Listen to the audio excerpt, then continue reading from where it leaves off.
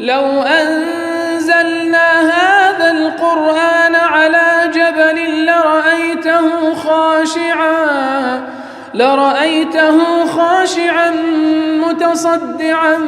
من خشية الله وتلك الأمثال نضربها للناس لعلهم يتفكرون.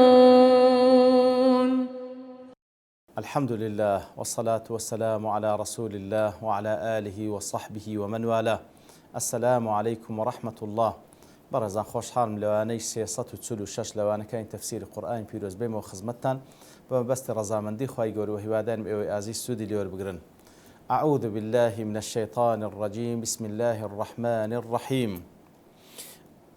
ألم تر إلى الذين يزعمون أنهم آمنوا بما أنزل إليك وما أنزل من قبلك يريدون أن يتحاكموا إلى الطاغوت وقد أمروا أن يكفروا به ويريد الشيطان أن يضلهم ضلالا بعيدا. بەڵێ خۆشەویستان دیار لەوانەیە ڕابردووش کەمێک لە خزمەت ئەوەتەدا بووین سەبەب نزولەکەشمان باس کرد. ئیتر دیارە العبرة بعموم اللفظ لا بخصوص السبب وەکو قاعدەیەک لە تەفسیر کەواتە سەبەب نزول کە باس دەکرێت تەنها لە بۆ ڕوونکردنەوە بەڵام حکمەکە بە عام تعمیم دەکرێتن. ئیتر خوای گەورە دەفەرمێت ئایا نابینی کەواتە ئەوە سیغەیەکی سەرسوڕمان و تەعەجوبە نابینی کەسانێکەوە ئیدعا دەکەن کە ئیمانیان بەخوا هەیە و ئیمانیان بەو قورئانە هەیە کەوا لەلایەن خواوە هاتێ لەوەتوو سوبحانەهو وتەعالە و هەروەها ئیمانیان بەو کتابانەی پێشترێش هەیە دەیانەوێت تەحاکم لە بۆ تاغوت بکەن دەیانەوێت حکم بجێڕنەوە لە لای تاغوت لە کاتێک فەرمانیان پێکرایەکەوە کوفر بە تاغوت بکەن. ئیتر شەیطانیش دەیەوێت بە گومڕایان بکە بە گومڕاکردنێکی زۆر دوور. دیار وەکو لە سەبەب نزولەکە باسمان کرد کەوا دەربارەی چەند جوولەکەیەک هاتیەکەوە بەحساب لە دوای ئەوەی کەوا مسلمان بووینە و ئیمانیان بە قورئان هەیە و ئیمانیان بە تەوراتەکەی خۆشیانەی ئەوجا بەو شێوەی دەیانێت حکم بجێڕنەوە لە لای کەسێکی کاهین کە وەکو لە سەبەب نزولەکەی ئەبوو بەرزەی ئەسلەمی. بەڵام دیارە وەکو زانایان دەفەرمون لەسەر هەموو کەسێک جێبەجێ دەبێ و ئاتە ئەوەی ئەو سفەتەی تێدابی چونکە ئەوەی کەوا دێتە ناو دایرەی ئیمان طبعا ئیدعا دەکات کە ئیمانی بەخوا هینە ئیمانی بەو قورئانە هینایە و ئیمانی بە هەموو کتێبەکانی پێشتریش هینایە. لەبەرەوە لە ڕوکنێکە لە ئەرکانەکانی ئیمان ئەوەی کەوا دەیەوێتە ناو دایرەی ئیسلام و ئیمان پێویستە ئیمان بە هەموو کتێبەکانی خوا بینی بێجگە لە قورئانی پیرۆزیش کەواتە ئیمانی بە قورئان هەیە و ئیمانی بە کتێبەکانی پێشترش هەیە. کەواتەوە جێگای سەر سوڕمانە کە ئیدعای ئەوە بکە ئیمانی بە قورئان هەیە و ئیمانی بە کتێبەکانی پێشترش هەیە جێگای سەر سوڕمان و تەعەجوبە. ئیرادەی ئەوەی هەبیتن بێتەن حکم بجێڕتەوە لە لای تاغوت ئیرادەی هەبی سبحان الله یوریدونە مجرد ئیرادە ئەگەر مجرد ئیرادەی تێدا بیتن بێتن حکم بجێڕتەوە لە لای تاغوت معناه ئەوە ئیمانەکەی تەواونە و ئیدعای ئیمان دەکەن وەلو سەرتا فەرمی یەزعومون کەواتە مجرد ئیرادە کەسێک لە قەزیەیەک لە قەزیەکانی ژیانی کە دێتە پێشی مجرد ئیرادەی تێدا بی نیەتی وابی پێی خۆش بی ئەو قەزیە بجێڕتەوە لە لای تاغوت نەچیتەوە لای قورئانی پیرۆز خوای گەورە دەفەرمێت ئیمانەکەی تەواو نییە و ئیدعای ئیمان دەکا و ئیمان نییە. سبحان الله ئەوە ئیمانێ ئەدی فەکەیف بۆی کەوا دەیجێڕیتەوە لای تاغوت نەکەر ئیرادەی هەیە هەر دەشی جێڕیتەوە حکمەکەی دەجێڕتەوە لای تاغوت کەواتە بەڕاستی زۆر خەتەرە. جا لێرە تاغوت وەکو زانایان دەفەرمون والمراد بالطاغوت هنا ئەوەی کەوا لێرە مەبەست تاغوت ما سوى شريعة الإسلام هەموو شریعەتێک هەموو قانونێک غير شريعة إسلام من أحكام باطلة بعيدة عن الحق يأخذها المنافقون عمن يعظمونهم. طبعا وليردا لو آتوا لسندين آتي دواتريش خوای گەورە باس لە منافقەکان دەکات چونکە منافقە ئیدعای ئیمان دەکا و ئیمانداریش نییە. ئەوەی کەوا ئیدعای ئیمان دەکا و خوای گەورەش ئاگادارە ئیماندار نییە ئەو منافقە. کەواتە کە دەیانوێت حکم بجێڕن و لای تاغوت چییە؟ هەر قانون و هەر شریعەتێک غەیری شریعەتی خوا ئەوە تاغوتە. ئەو تاغوتەش وەقەد ئومروا ئەن یەکفڕوا به لە کاتێکدا بە تەحقیق فەرمانیان پێکرایە لە قورئان و لە کتێبەکانی پێشی قورئانیش لە کتابەکانی خوا فەرمان کرایە بە ئیمانداران و مسلمانان کەوا کوفر بە تاغوت بکەن. سبحان الله. کەواتە بەڕاستی وەکو گوتمان ئەوەی مجرد ئیرادەی نیەتی هەبی ئیرادەی هەبی کەوا حکومە جێڕتەوە لۆ تاغوت خوای گەورە دەفەرمێ ئیماندار نیە و منافقە و ئیدعای ئیمان دەکات ئەدی ئەوی بیجێڕتەوە. سبحان الله. وقد أمروا أن يكفروا به كواتا لقرآن ولا كتاب كان بيشتريش كوا إما بالتأكيد شون كوتي قرآن وإيمانش من بهم كتاب كان بيشتر هاتيا وكل لا إخوة هاتيا نقوي استا موجودة أو تسكاري كرا كتاب كان بيشتر أو كوالا لا إخوة هاتيا لو بيغمبران عليه الصلاة والسلام نقوي استا موجودة كوا تسكاري كرا وإيمان من بقرآن بيروز هيا بقرآن بيروزه بهمو كلماتكاني بهمو حروفكاني بهمو أحكامكاني يتر لقرآن بيروزيش فرمان كراكا كفر بالطاغوت بكره. سبحان الله. يعني كفر كردن بالطاغوت هر شريعتك غير شريعتي إخوا وكو زانان دفن ليردا ما بستك شريعتك قلنا الطاغوت لفظة عامة وكو تنزارك باسمان كردية أو كوا دا برستري لغير إخوا سبحانه وتعالى والرازية بوي برستري والطاغوت أو زمت بابن وكو تعريفك ابن القيم مطاع بي متبوع بي إثر أوانها مو طاغوت بهر حال ليردا ما بستك شريعة قانونك شريعة قانونك غير شريعة قانون إخوا سبحانه وتعالى فرمان ما بيكرا كفري بيبكين تنها وتنها إيمان من بذات الله بي حكم إخوايا سبحانه وتعالى حلال أو حلالي إخوا حلالي كرديا حرام أو حرامي كإخوا حرامي كرديا أواني تر هر هموي بيويستا وكو إيمان دار كفري بيبكي قناعتت بينبي بروات بينبي بنا حقي بزاني بباطلي بزاني وكفري بيبكي إتر وقد أمروا أن يكفروا به لويا وكل سورة البقرة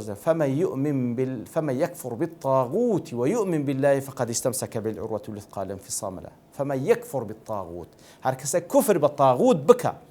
ويؤمن بالله أو إيمان بذات الله هبي وكو رب وكو إله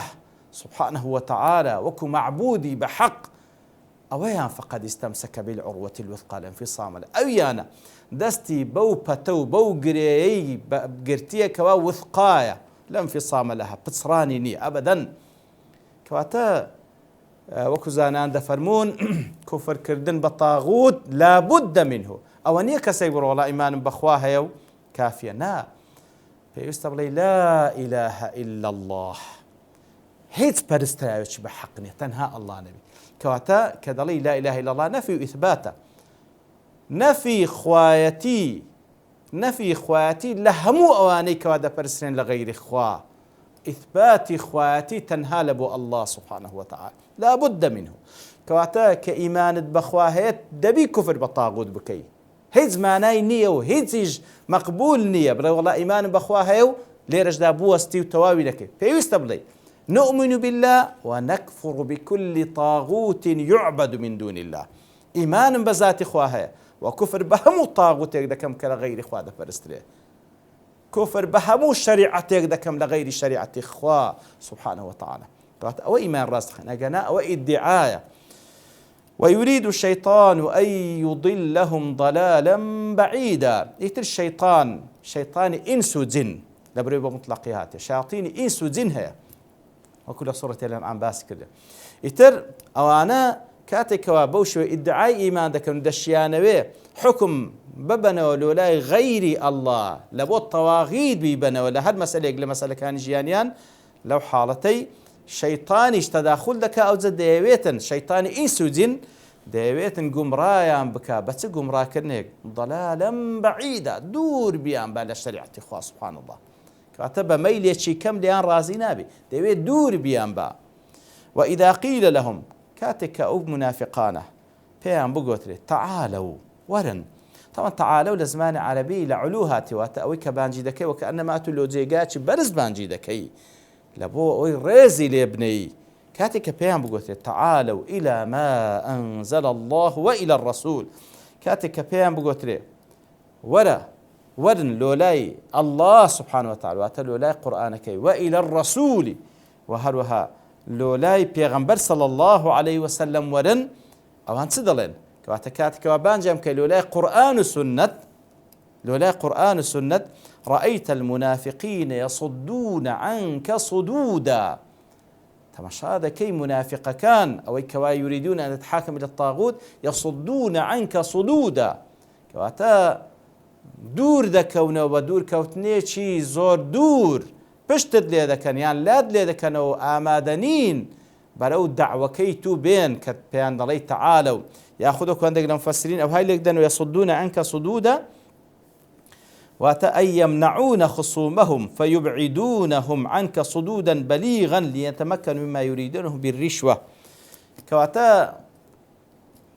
يصدون عنك صدودا صد واتە خۆیان بە دوور دێخنەوە و خەڵکیش بە دوور دێخن و بە تایبەتی لەو کەسەی لەگەڵ ئەو کەسێکەوە ئەوان لەسەر حکمێک لە ئەحکامەکە یاخود لەسەر قەزیەک خلافێک لە نێوانیاندا دەیانەوێت تەحاکم بکەن لە بۆ تاغوت ئەو منافقانە ئەگەر تو بانجیان کە بێوەرە کاکە لەولای حکمی خوا پێغەمبەری خوا صلی الله عليه وسلم يصدون عنك بەخۆی دوور دەکەوتەوە و ئەو خەسمەی خۆشی کەوا مناقشەی لەگەڵی هەیە خلافی لەگەڵی هەیە محکەمەیەشی لەگەڵ هەیە دەیەوێتن خۆی و خەسمەکەشی بە دوور بێختەوە دوورخستنەوەیەکی زۆر سودوودا دوور بێختەوە لەبەرچی تاوەکو بستە لای کەسێکی تر بستە لای شەریعەتێش کە ڕەشوە بداتن تاوەکو حکمەکە لە بە خۆی ببە یاخود بە هەر شێوێک تەمامەوە لەسەر سەبەب نزولێک باز دەکاکەوە بەڕاستی زۆرێک لە مفەسرین باسییان کرد بەڵام والله أعلم لە طریقەیەکی صحیح نەهاتیە ئەوەی کەوا ئەو باعتیبار